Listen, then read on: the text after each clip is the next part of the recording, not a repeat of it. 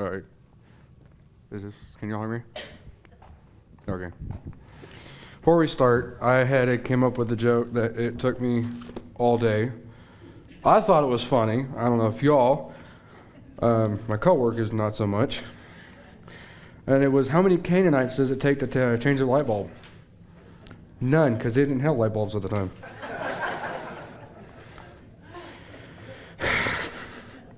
So, sorry about that.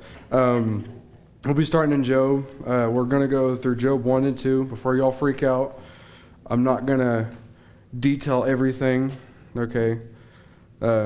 Because if we did, we'd be up here for the next 2 days or longer. Just one question. How many of y'all in there has livestock or any random, or farming or ranching? All right, so you would probably hurt from hearing this story. All right, so I don't know if y'all are there already. So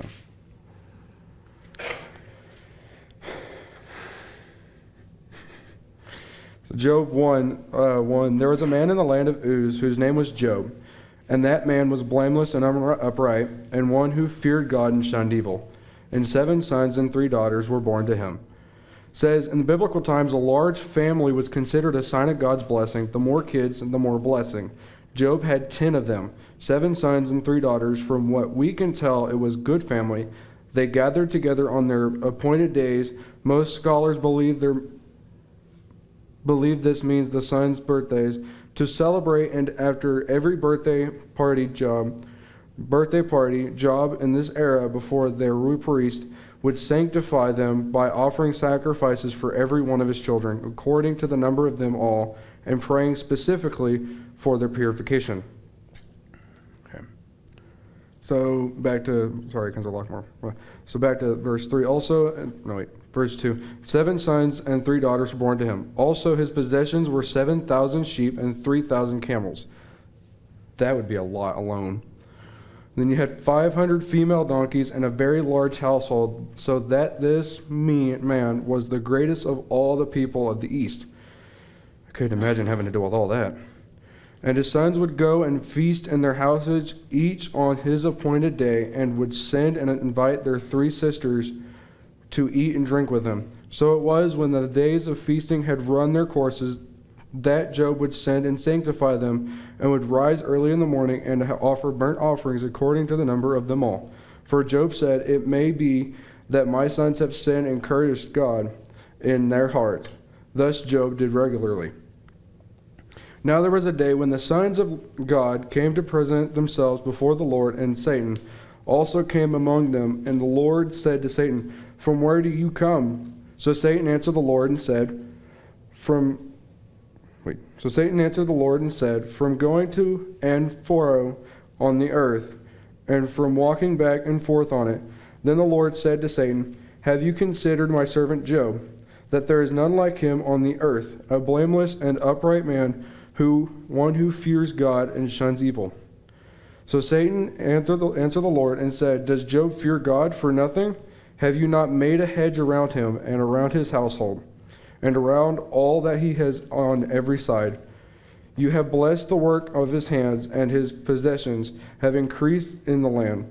But now stretch out your hand and touch all that he has, and he will surely curse you to your face. The devil will do this a lot, trust me. And the Lord said to Satan, behold, all that he has is in your power. Only do not lay a hand on his person. So Satan went out from the presence of the Lord.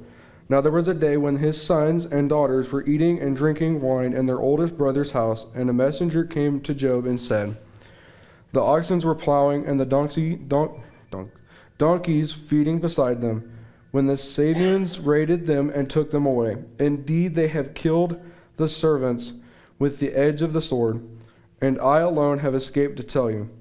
While he was still speaking, another also came and said, the fire of God fell from heaven and burned up the sheep and the servants and has consumed them, and I alone have escaped to tell you.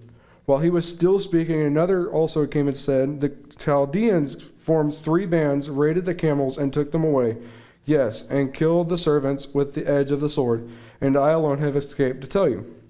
While he was speaking, another also came and said, "Your sons and daughters were eating and drinking wine in their oldest brother's house, and suddenly a great wind came from across the wilderness and struck the four corners of the house, and it fell on the young people, and they are dead. And I alone have escaped to tell you."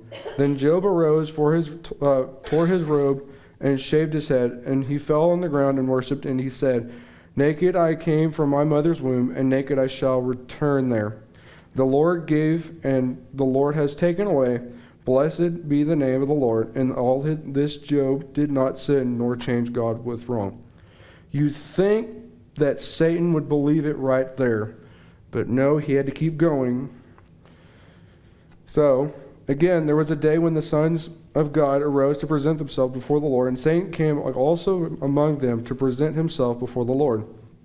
And the Lord said to Satan, "From where do you come?" Satan answered the Lord and said, "From going to and fro on the earth, and from walking back and forth on it." Then the Lord said to Satan, "Have you considered my servant Job, that there is none like him on the earth, a blameless and upright man, one who fears God and shuns evil? And still he holds fast to his integrity, although you incited me against him to destroy him without cause." So Satan answered the Lord and said, "Skin for skin. Yes, all that a man has he will give for his life. But stretch out your hand now and touch his bone and his flesh, and he will surely curse you to your face." And the Lord said to Satan, "Behold, he is in your hand, but spare his life." So Satan went out from the presence of the Lord and struck Job with painful boils, from the sole of his foot to the crown of his head. They said that stuff is painful. They can't even, describe it. Okay. Where was I at? Sorry. And he took for himself a potsherd with which to scrape himself while he sat in the midst of the ashes. Then his wife said to him, "Do you still hold fast to your integrity? Curse God and die." But he said to her, "You speak as one the foolish woman speaks. Shall we indeed accept good from God? And shall we not accept adversity? In all this Job did not sin with his lips." And then when Job's three friends heard of all this adversity that had come upon him, each one came from his own place: Eliphaz the Temanite, Bildad the Shuhite, and Zophar the Naamathite. For they had made an appointment together to come and mourn with him, and to comfort him. And when they raised their eyes from out afar and did not recognize him, they lifted their voice and wept. And each one tore his robe and sprinkled dust on his head toward heaven. So they sat down with him on the ground 7 days and 7 nights.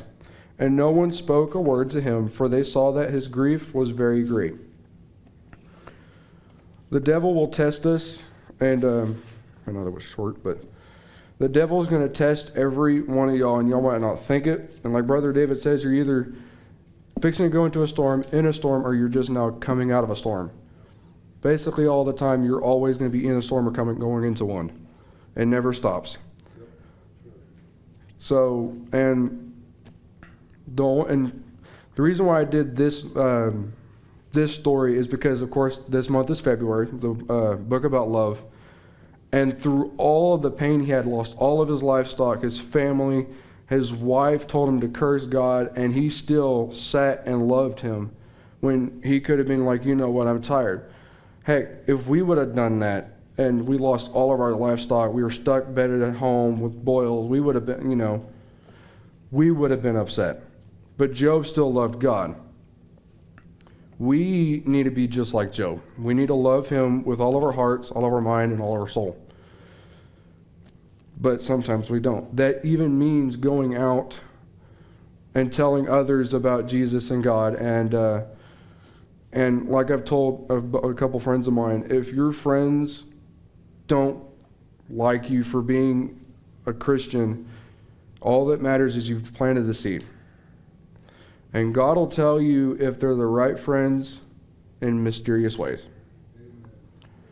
So, would you pray?